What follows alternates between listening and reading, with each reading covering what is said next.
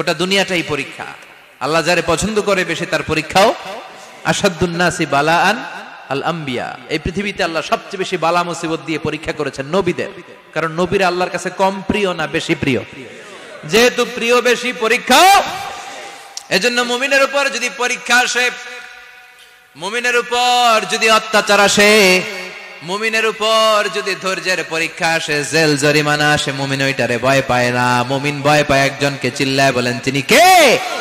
কারণ আল্লাহর ঘোষণা ওয়ালা তাহিনু ওয়ালা তাহজানু, ঘোষণাটা কার?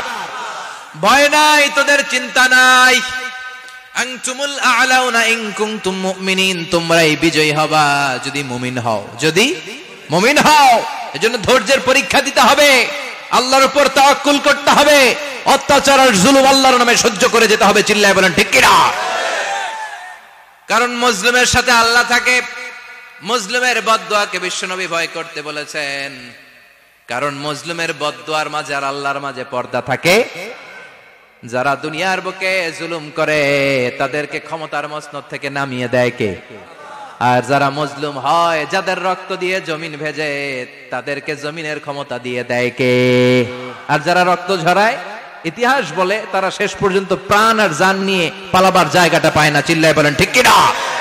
এজন্য মুমিন খুব ভালো করে জানে, রাত্রি যত গভীর হয়, সুবহে সাদিকের সময় কাছে আসতে থাকে।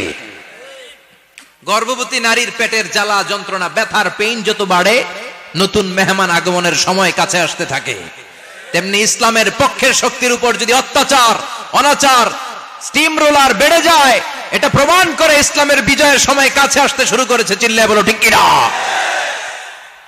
এজন্য রাব্বুল আলামিন ডেকে বলেন, গোলাম লিয়াবলুয়াকুম আইয়ুকুম আহসানু আমালা, কে ভালো আমল করো, কে খারাপ আমল করো, এজন্য আমি জীবন মরণ তৈরি করেছি। চিল্লায় কোন ঠিক কিনা? এরপর আল্লাহ বললেন, ওয়ালাকাদ যায়্যানাস সামাআদ দুনিয়া বিমাসাবিহা ওয়া জাআলনাহা রুজুমান লিশ-শায়াতিন। সুবহানাল্লাহ বলেন। ওয়ালাকাদ যায়্যানাস সামাআদ দুনিয়া। মাইকম্যান কোথায়? সাউন্ডটা বাড়াও। এত দুর্বল কেন তোমার সাউন্ড? মনে হচ্ছে আমি মাইক ছাড়া কথা বলছি। সাউন্ডটাকে স্ট্রং করো।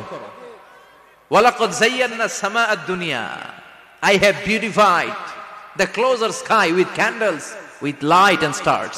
আল্লাহ বললেন, আমি দুনিয়ার আকাশকে তারা দিয়ে সুশোভিত করেছি। আকাশে তারা আছে না নাই? এগুলো এমনি এমনি হয়েছে না? তৈরি করছে কে? বিশ্বাস হয়? কোনো সন্দেহ আছে?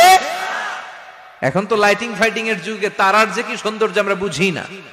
আমরা যখন ছোটবেলা গ্রামে যেতাম, রাতের বেলা তারার মেলা, কি সুন্দর, একটার চেয়ে একটা সুন্দর। শুকতারা, ধ্রুব তারা, সপ্তর্ষি মণ্ডল, 7টা তারার একটা চেইন আছে, চিনেন এগুলো? কি সুন্দর তারা! এগুলো তৈরি করে রেখেছে কে?